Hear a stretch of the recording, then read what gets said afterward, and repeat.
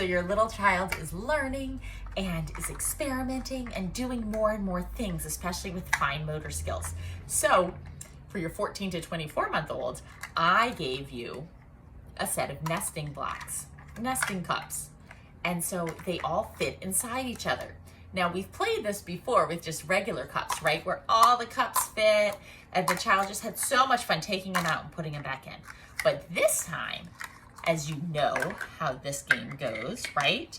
They don't all fit. This doesn't fit inside the smaller one, but oh, it sits so nicely. So there's different ways to stack them. You can stack them this way. You could flip them over this way, right?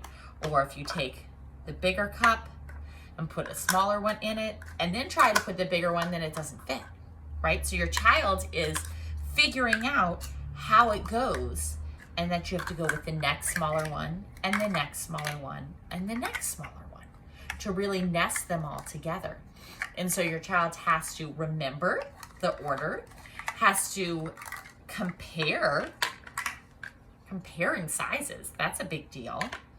And the practicing holding things with their little fingers. You have to hold everything.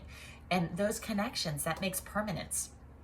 And trial and error, it's a great way to discover and to learn. So it's really fun. The ones I gave you are pretty basic. They do have numbers on the bottom that you can kind of see, and your child can feel for it if they want to, but probably not at this age.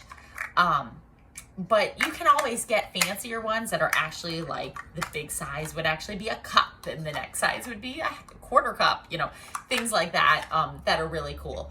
But nesting cups, great developmental thing that I want you to work on.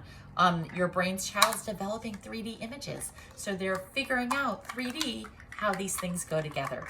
So your 1-year-old, go for it. Have fun.